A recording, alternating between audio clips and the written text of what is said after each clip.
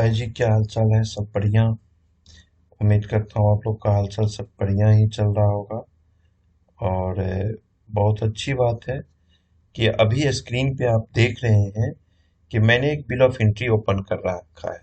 सबसे पहले आप लोगों से रिक्वेस्ट करूंगा कि पूरी वीडियो देखिएगा। वीडियो लंबी होनी है और इम्पोर्टेंट है। इसको हल्के में मत लीजिएगा, पेन पेपर ले लीजिएगा। इस वीडियो को शुरू करने से पहले अभी तक मैंने आप लोगों को कभी कुछ बताया नहीं था ना। इसके लिए दो पंक्ति इस वीडियो पे मैं समर्पित कर रहा हूँ कि बताया था तुम्हें कि मेरी सोहबत में आने का अंजाम क्या होगा। बताया था तुम्हें कि मेरे सोहबत में आने का अंजाम क्या होगा। अब से नजरें तुम्हारी होगी और नजरिया मेरा ही होगा। नजरें आपकी होगी, नजरिया मेरा ही होगा। कस्टम डिपार्टमेंट कह रहा है, ये बात मैं नहीं कह रहा हूं। कस्टम डिपार्टमेंट कह रहा है कि नजर भले आपका है लेकिन नजरिया हमारा है। ये जो आप बिल ऑफ एंट्री स्क्रीन पे देख रहे हैं, ये बिल ऑफ एंट्री में एक बहुत ही रोमांटिक बात है। इस वीडियो को पूरा देखिएगा। मैं हूं राम प्रकाश गौतम और आप देख रहे हैं GST Ram Prakash Gautam YouTube channel. ये क्वेश्चन आया था मेरे व्हाट्सएप ग्रुप में। एक मित्र हैं, उन्होंने ये क्वेश्चन भेजा। सर, मैंने आपको समझा दिया था कल फोन पे भी बहुत इजीली, लेकिन इस बिल ऑफ एंट्री को देखने के बाद मुझे लगा कि शायद फोन पे मैं सही से नहीं समझाया होगा आपको, तो एक वीडियो मैं बना देता हूं ताकि आप गलती नहीं करिएगा। अब देखिए सर का क्वेश्चन क्या था दोस्त। सर का क्वेश्चन था यहाँ पे दो तीन चीज। पहला क्वेश्चन था कि सर इनवॉइस वैल्यू है 4,320 euro, 4,320 euro, but assessable value आ रहा है 6,58,027 रुपीज 66 से। सर ने कहा कि सर अब मुझे क्या करना है इसमें। बड़ी सवाल है, एसेसेबल वैल्यू ज्यादा कैसे हो गया। सर को हमने समझाया, उसी चीज को अभी आपको मैं समझाऊंगा। और उसको सर को तो मैंने लिख के नहीं बता पाया टेलीफोन पे, आज हम एक्सेल पे करते हैं। 4,320 यूरो का सबसे पहले बिल ऑफ एंट्री का कैलकुलेशन करिए। 4,320 यूरो का जब आपको कैलकुलेशन करेंगे, एक्सचेंज रेट आपको दिया हुआ है 86.9। तो देख मेरे भाई, मेरे दोस्त, मेरे लाल, मेरे पीले, मेरे काले, 6,58,027 रुपया 66 पैसा नहीं आने वाला है तुम्हारे पास। तुम्हारे पास आने वाला क्या है? 3,75,408 माल का वैल्यू, और इंश्योरेंस 1.125% लगता है, जो कि 3,79,631 होना चाहिए। अब इस केस में आप देखिएगा कि जब एयर से होता है ना माल शिपमेंट, जब एयर से आप मंगवाते हो तो फ्रेट का नियम है कि या तो आप यहाँ पे 20% या आपको एक्चुअल फ्रेट का वैल्यू यहाँ पे डालना पड़ता है, ठीक है ना। ठीक उसी तरह इंश्योरेंस का नियम है कि एक्चुअल इंश्योरेंस जो आप करवाते हो, देखो मेरिन इंश्योरेंस अपने, अगर आप अक्सर इंपोर्ट करते हो ना, यहाँ पे सर मैं आपको एक सजेशन और देना चाहूंगा। मैंने नहीं दिया पिछली मतलब कॉल पे आपको समझा पाया था। मैं कहूंगा कि जो आप ये इंश्योरेंस 1.125% लगा रहे हो ना, गलत लगा रहे हो यार। इस पे भी तो आपका कस्टम ड्यूटी क्लियर कैलकुलेशन होता है। तो जब कस्टम ड्यूटी यहाँ पे कैलकुलेशन हो रहा है, तो एक ना आप मैरिन इंश्योरेंस ले लो किसी भी इंश्योरेंस कंपनी से, और वो 0.5% के आसपास पड़ेगा आपको। तो एक तो मैरिन इंश्योरेंस सर ले लो। अब इन सब का कैलकुलेशन जब आप करोगे, ये वीडियो मैंने पीछे भी कई आप लोगों को बताया है और इसमें अभी मैं फिर से कैलकुलेशन सिखाऊंगा। तो यहाँ पे अमाउंट आ रहा है दोस्त 3,79,631, और सारे ड्यूटी फ्यूटी मिला करके आपको ड्यूटी पे करना था ओनली 92,326 रुपीज, जबकि आप यहाँ पे ड्यूटी सर कितना पे किए? 1,60,032 रुपया, 1,60,032 रुपीज। एंड GSTR2B के पोर्टल पे रिटर्न में आपको दिखेगा IGST इंपोर्ट वाले केस में 87,649 रुपीज का IGST का ITC। अब सर का कहना ये था कि सर जो मैंने ड्यूटी पे कर रहा हूं और ये असेसेबल वैल्यू जो 6,58,027 रुपया 66 पैसा आ रहा है, इन सबको मैं कहाँ दिखाऊं और IGST कितना लूंगा। बहुत बढ़िया क्वेश्चन था सर आपका, रियली अप्रिशिएट यू। बहुत अच्छा क्वेश्चन आपने लाया है। मार्केट में क्या इस यूट्यूब पे ये सॉल्यूशन नहीं है अभी कहीं पे भी, इसलिए इस वीडियो को ज्यादा से ज्यादा शेयर करिएगा, आप लोग लाइक करिएगा और अपना एडवाइस और क्वेश्चन हो तो जरूर पुट करिएगा। अब मैं एक बार देखता हूं कि जो कस्टम ऑफिसर ने एग्जामिन किया, उस एग्जामिन में जो असेसमेंट इसका किया गया, जब उसने गुड्स का एग्जामिन किया तो उसने कहा कि भैया 4,320 यूरो का माल आपका नहीं है जी। ऐसा है कि आपका माल 4,320 यूरो से ज्यादा वैल्यू का है। उसने सीधा बात ये बोल दिया। हमने कहा कि यहाँ पे क्या हुआ, देखो जो इंपोर्टर था उसने कोई गलती नहीं किया, वो नाहक में बेचारा फंस रहा है। अब एक बार हम गलत जो एग्जामिन में जिस तरह से असेसमेंट किया गया उस पे हम लगाते हैं। एग्जामिन का आप देखेंगे यहाँ पे अमाउंट है 6,58,027 रुपया 66 पैसा। तो अगर आप यूरो में इसको कन्वर्ट करोगे तो ये यूरो में जब आप कन्वर्ट करोगे तो ये आपको हो जाएगा 7,572.24 यूरो। ये हो जाएगा आपको, मैंने सारा कुछ कर रखा है। अब यहां पे देखिए सीधे कितना का डिफरेंस हो जाता है यार, हैवी डिफरेंस है।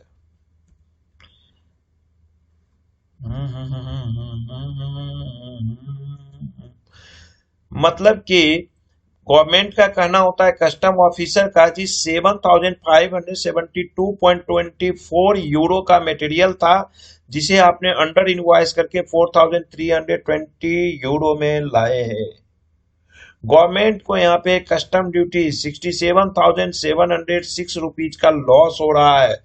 1,60,000 में से इसको माइनस करिएगा, ये देखिए F2 लगा के देख लीजिएगा यहाँ से, इसमें हमने इसको माइनस किया। ये एक्चुअल होना चाहिए, आपने ये लाया। तो यहाँ पे गवर्नमेंट को 67,706 रुपीज का लॉस था, इसलिए गवर्नमेंट ने इस पे किया। अब पार्टी कहती है कि मेरे मान्यवर भगवान, अब पार्टी ईमानदार होगी, ऑफिसर्स को सेटिस्फाइड नहीं किए होंगे। हाँ, जब सेटिस्फाइड नहीं करेंगे तो क्या होगा, यही होगा ना। संतुष्टि, भारत के कानून में एक लाइन लिखा रहता है कि अधिकारी को संतुष्ट करिए। अधिकारी को आप संतुष्ट नहीं करिएगा तो क्या होना है ना।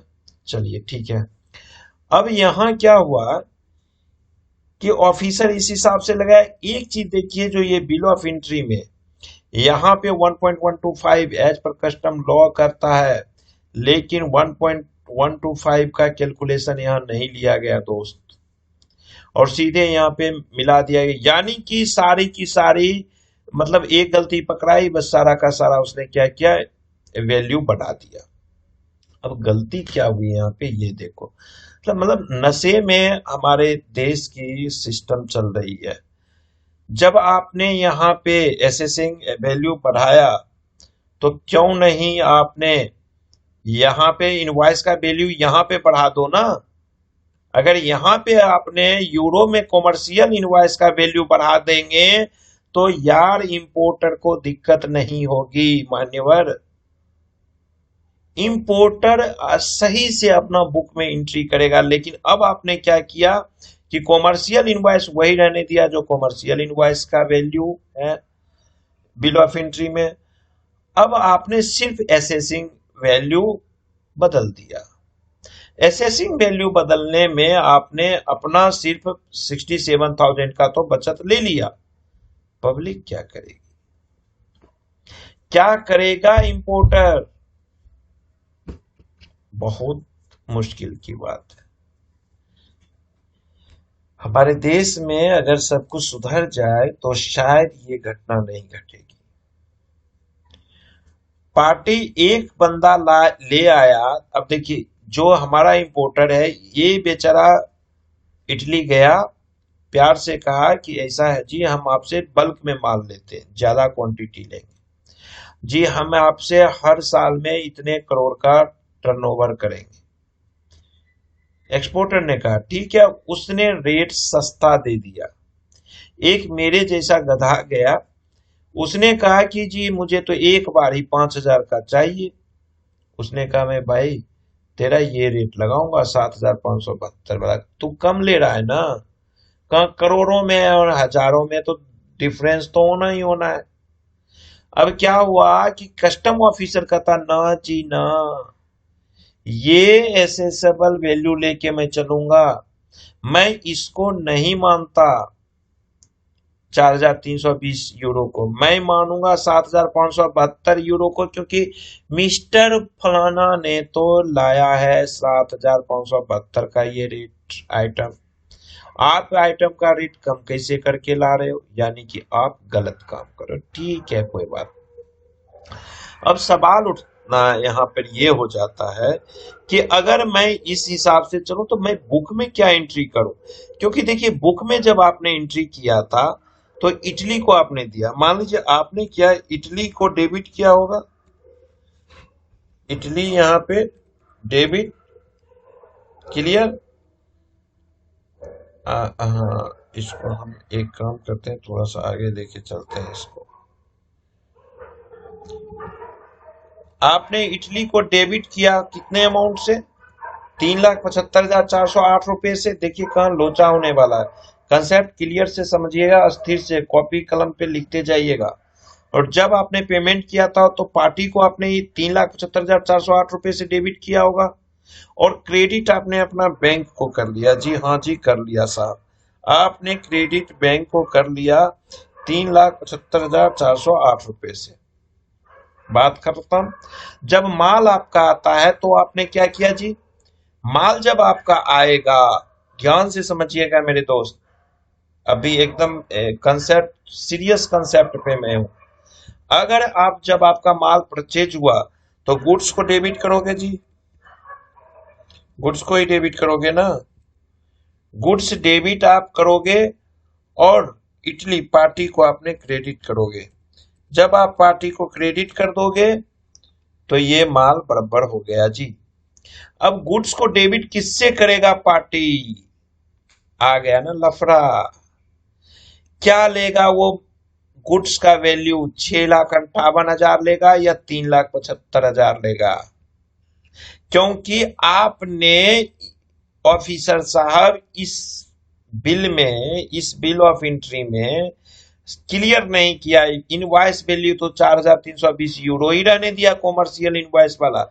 यूरो का एक्सचेंज रेट आपने 86.9 ले लिया, लेकिन यहाँ पे जो एसेसेबल वैल्यू है ये आपने ले लिया कुछ और, आपने ले लिया 7,572 यूरो के हिसाब से 6,58,027 रुपया 66 पैसा। अब गुड्स यहाँ पे क्या एंट्री करेगा दोस्त, यहाँ पे सही एंट्री जो होनी है तुम्हारी वो होनी है ये, गुड्स ये हो जाएगा और ये तुम्हारा इटली से। अब देखो इटली का 0,0 हो जाएगा और गुड्स तुम्हारा आ गया, बैंक का काम खत्म हो गया, एक एंट्री ये ठीक हो गया। यही एंट्री होना चाहिए एक्चुअल में, ठीक है ना। अगर एक्चुअल में ये एंट्री नहीं करते हो तो तुम्हारे लिए दिक्कत है। अब सर ने पूछा कि सर ये मैं एंट्री में 6,58,000 का दिखाऊं, तो देखो 6,58,000 को दिखाने की जरूरत आपको कहीं भी नहीं है, क्योंकि 6,58,000 तो आपने किसी को दिया ही नहीं। तो यहां पे इस 6,58 को आप भूल जाओ। आप इटली वाले में भी आपने पैसा तो दिया 3,75,408।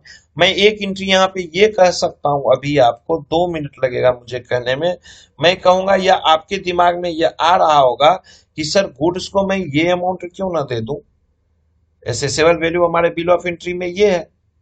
और इटली को आपने पेमेंट कितना किया था, पेमेंट तो आपने 3,75,408 किया है ना मेरे लाल, जब पेमेंट आपने इटली को इतना किया तो ये अमाउंट कहां ले जाओगे, 6,58,000।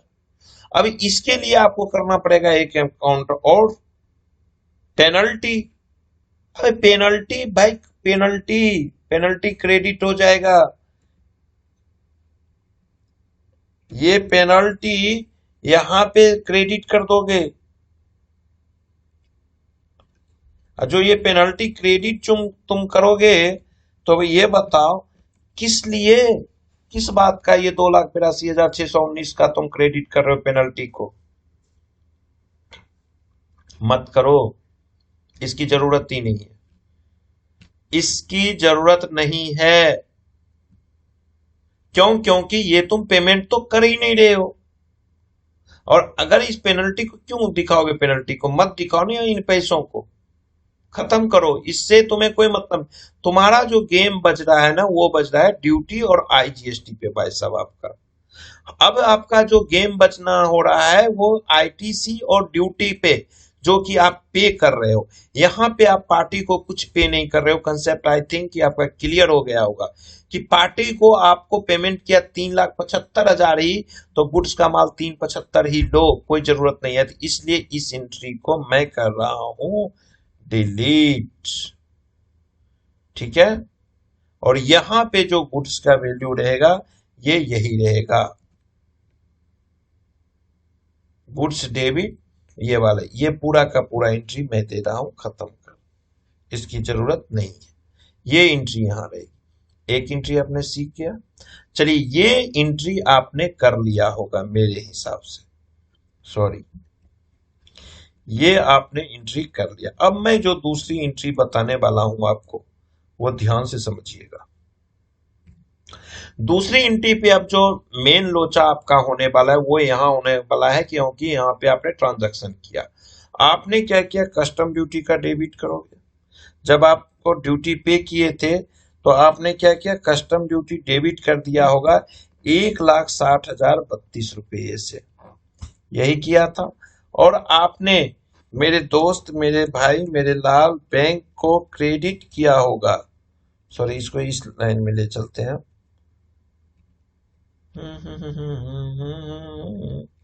क्रेडिट आपने किया 1,60,032 से, यही आपने किया ना, कस्टम डेबिट बैंक क्रेडिट। इसको यही आपका एंट्री है। अब यहाँ पे मैं थोड़ा सा यहाँ नीचे इसको, इस एंट्री को थोड़ा सा दोस्त ना, थोड़ा सा मैं नीचे ले चलूं। चलो ले चलता हूँ, तुम कहोगे तभी ले चलूंगा। तुम अगर साथ देने का वादा करो, यहाँ ले लेता हूं। ओहो, ये रह गया। आप लोग साथ दीजिए हमारा। तुम अगर साथ देने का वादा करो, मैं यूं ही मस्त नगमे लुटाता। अभी ये वीडियो लंबी है तो आपको साथ देना पड़ेगा, तभी मैं ये नगमा आपके ऊपर लुटाऊंगा। आपने ये एंट्री किया यहाँ पे, या आप ये कर सकते हो, यहाँ पे आईजीएसटी ले लो डेबिट। आईजीएसटी आपने कितना ले लिया, 87,649। ठीक है। ये जब ले लिया आपने तो यहाँ पे कस्टम ड्यूटी कितना हो जाएगा भाई, कस्टम ड्यूटी का आइटम एक तो ये हो गया और एक ये हो गया। इन दोनों को जब तुम जोड़ोगे तो एक साथ हो जाता है। ये एंट्री आप अपने बुक में कर लीजिए बिना कुछ कहे। ये एंट्री मैं एडवाइस कर रहा हूं आपको, आप ले लीजिए अपने बुक में। नो डाउट कोई नहीं रोकेगा। क्यों रोकेगा? नहीं रोकेगा। कस्टम पे आपने पेमेंट कर दिया, आईजीएसटी का आप देखिए, आईजीएसटी का रूल में सीधा लिखा हुआ है कि आपको जीएसटीआर 2B पे जो रिफ्लेक्ट करेगा वो मैं आपको आईटीसी दे दूंगा। आप जब जीएसटीआर 2B में जाएंगे तो आईजीएसटी 87,649 आपको वहां शो करेगा और आप उसको वहां पे ले लीजिए, कोई दिक्कत नहीं है। दिक्कत कहाँ है? आप लोग भी दिमाग का घोड़ा दौड़ाइए अभी तक में, मैं अब बताता हूं दिक्कत का। एक एंट्री तो ये हो गया, ये भी ओके है। एक एंट्री मैं आपको और बता रहा हूं, इसी एंट्री को मैं यहां कॉपी पेस्ट करता हूं। और उसी में मैं चेंज करूंगा। ओए होए क्या हो जाता है यार, कंट्रोल सी, और यहाँ पे आ जाओ। हाँ, सवाल अच्छा है। बैंक को आपने दिया 1,60,032 रुपया।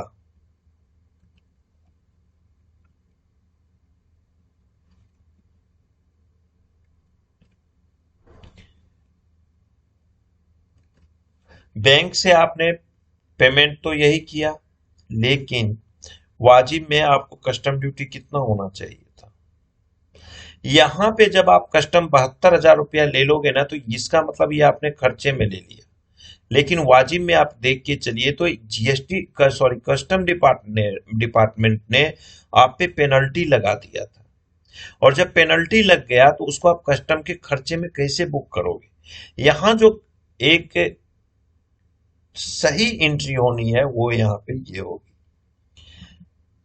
यहाँ पे मैं एक काम करता हूँ, सम करते चला जाता हूँ, ताकि हमें कोई तरह की दिक्कतें परेशानियां ना हो। यहाँ पे जो दोस्त कस्टम ड्यूटी आना है ना, ये आएगा ये amount, this plus this. IGST ले लो इसको, और यहां पे डालो पेनल्टी का अमाउंट। यहां पे डालोगे क्या चीज? पेनल्टी। ठीक है, शॉर्ट में मैं लिख दिया। और यहां पेनल्टी में जो तुम बैंक को क्रेडिट किए थे 1,60,032, इतना माइनस दिस माइनस दिस। ओए होए होए, गड़बड़ हो जाएगा।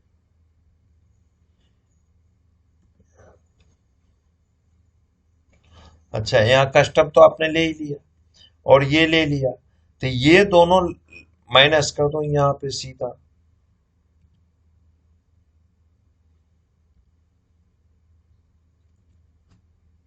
67,706 रुपीज का ये पेनल्टी में दे दो। ये जब दोस्त आप पेनल्टी में दे दोगे तो आपकी पूरी की पूरी एंट्री सही एंट्री मानी जाएगी, इसको कोई नहीं काटेगा। अब मैं, आप पूछोगे कि सर मैं, आप अभी तो कह रहे थे राम प्रकाश सर कि ये ले लो, अब कह रहे हो ये ले लो। तो दोस्त मैं इसको कर रहा हूं जीएसटी के हिसाब से, मैं इसको कर रहा हूं कस्टम के हिसाब से लेने के लिए। कस्टम के हिसाब से देखो ये फुलफिल हो गया।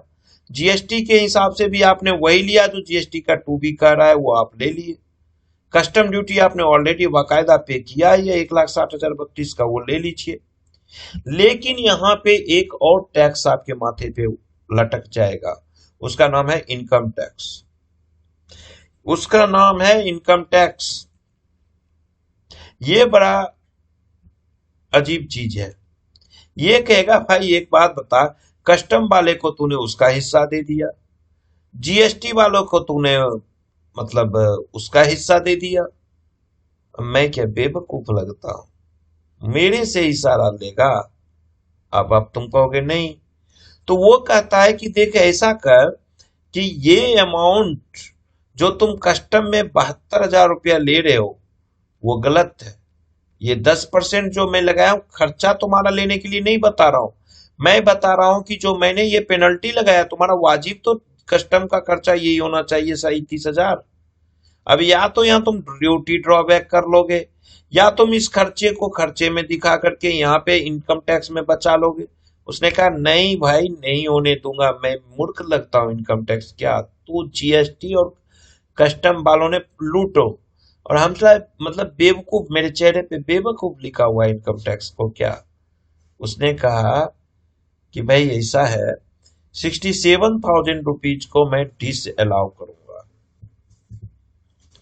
डिस अलाउ कैसे होगा ये मैं कंसेप्ट आपको बता दिया कि आप एक्चुअल लेके चलो, आपने पैसा 1,60,000 दिया, आपको कस्टम वाजिब में होना चाहिए ये करेक्शन, क्योंकि आपका कॉमर्शियल इनवॉइस में कोई चेंज नहीं किया गया।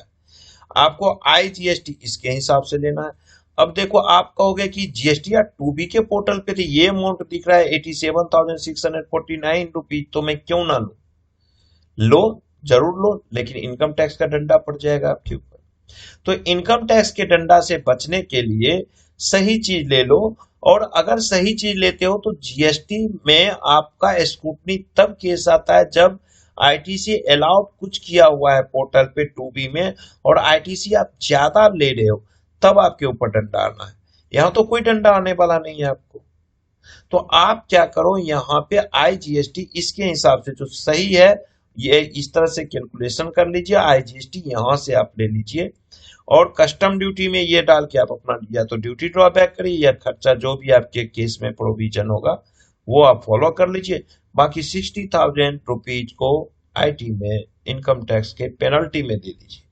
अब 67,706 रुपया का जब आप पेनल्टी भरोगे, इनकम टैक्स को पेनल्टी के हेड में इसको ले जाओगे, तो इनकम टैक्स इस एक्सपेंस को, ये 67,000 रुपीज को डिस अलाउ कर देगा।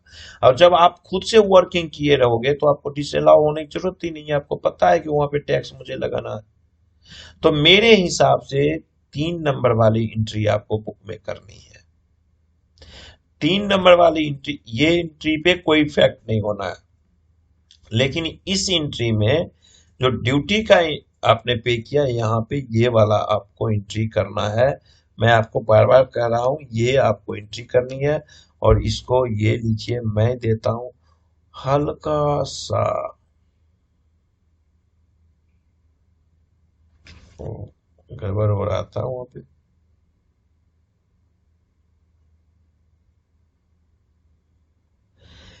ये आप ले लेना, इसको दोस्त मत छोड़ना। अगर इसके साथ तुम छोड़ छेड़छाड़ करोगे तो हो जाएगी मुश्किल। तो ये एंट्री लोगे, आपका करेक्ट रहेगा। और जब ये करेक्ट रहेगा तो समझना मेरी बात, आपके लिए क्या फायदा है मालूम है? आपको ना अब इनकम टैक्स पूछेगा, ना कस्टम पूछे। कस्टम में आपने पेनल्टी भर ही दिया, ये 67,67,706 रुपीज का। अब आपको कौन पूछेगा? कोई नहीं पूछेगा, ये आपने कर दिया। यहां आपने अपनी मर्जी से पेनल्टी में बुक कर दिया, आपने डिसअलाउ पहले ही कर दिया, तो इनकम टैक्स भी नहीं पूछेगा। और जब इनकम टैक्स भी नहीं पूछेगा तो अब आप मौज करिए, ऐश करिए, कोई इशू नहीं है। ठीक है ना?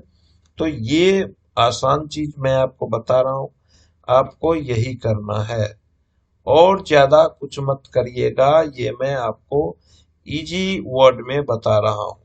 ये आपका था जो गलत हुआ था, जो गवर्नमेंट को लॉस होने वाली थी, इस अमाउंट और इस अमाउंट एक्चुअल में आपके इस हिसाब से 4,320 यूरो के हिसाब से ड्यूटी कैलकुलेशन होता तो 92,000 का जाता, अभी आपको 1,60,000 का गया। था ये 60,000 का लॉ, 67,000 का लॉस गवर्नमेंट नहीं सह सकती है। तो ये एंट्री आपको करना है। अब मेरे तरफ से पॉइंट क्लियर होगा, सही ये है, लेकिन अगर आप लेना चाहो तो ये भी ले सकते हो। ये मैं इसलिए लेने कह रहा हूं कि इतना एक एक लाइन का कोई भी स्क्रूटनी नहीं करता है असेसिंग ऑफिसर असेसमेंट के टाइम जीएसटी पे। वहां देखेगा कि ये टू बी में आ गया है, जी आ गया तो ठीक है, बिल ऑफ एंट्री इनके पास है तो ले लो। टू बी पोर्टल से मिलाना है तो ये भी आप ले सकते हो, लेकिन ये आपके रिस्क पे है। और ये जो कस्टम में फिर दिखाओगे तो इसको ड्रॉबैक, अगर आपके केस में होगा तो ड्रॉबैक मुश्किल, या फिर आप इसको दिखा दोगे अपना परचेज में। लेकिन करेक्ट जो एंट्री है वो ये 3 नंबर है। अब आपको कौन सा लेना है ये आप पे डिपेंड करता है, आप ये वाला फॉलो करते हो या ये फॉलो करते हो। ठीक है, तो मैं इस वीडियो का यहाँ खत्म कर रहा हूँ। मुझे उम्मीद है कि आपका क्वेरी क्लियर हो गया होगा। तो मैं आप लोगों से एक रिक्वेस्ट करूंगा, इस वीडियो को मतलब यूट्यूब पर आपको मिलेगा नहीं ऐसा केस हुआ है, तो इस वीडियो को ज्यादा से ज्यादा शेयर करिए कि अगर किन्हीं के साथ अंडर वैल्यूएशन का बिल होता है तो ये दिक्कतें खत्म हो जाएगी। दूसरी बात, इन सारी दिक्कतों के लिए जैसे अंडर वैल्यूएशन का भी अगर बिल है हमारे पास, और एसेसिंग एग्जामिन कर रहा है जब एसएससी ऑफिसर, तो एग्जामिन के समय पे आपका सीएचए सही होना चाहिए। अब हमारे पास एक सीएचए है, सुनील नाम है उनका, अच्छा नॉलेज है, अच्छा काम करते हैं, तो हो सकता है बचे। ऑफिसर को अप्रोच करिए, ऑफिसर से जान पहचान होना चाहिए आपका, चाहे आपका या सीए का कंसल्टेंट जो भी है। तो इन चीजों को आपको ध्यान में रखना है। तो मेरे हिसाब से आपको ये एंट्री करना है। अगर आप लोग जो भी व्यूअर हैं उन्हें कोई एडवाइस देना हो मुझे, तो कमेंट देखिए करिएगा, तो हमें पता नहीं चलेगा। आप मुझे इस नंबर पे 8448610923 पे आकर के आप मुझे वो कर दीजिए, 8448610923, इस पे आप मुझे व्हाट्सएप कर दीजिए, मैं समझ जाऊंगा। या हमने ग्रुप एक बना दिया है आपको टेलीग्राम का, वहां पे भी मैसेज दीजिए, तो आपका रिप्लाई में टाइम अनुसार, ये नहीं तुरंत आपने दिया ना तुरंत नहीं दे पाऊंगा, मैं कर दूंगा। तो चलिए, आई होप कि ये वीडियो का कंसेप्ट, इस टॉपिक का कंसेप्ट क्लियर हो गया होगा। तो मैं इस वीडियो को अब खत्म करता हूँ। Thank you, bye bye.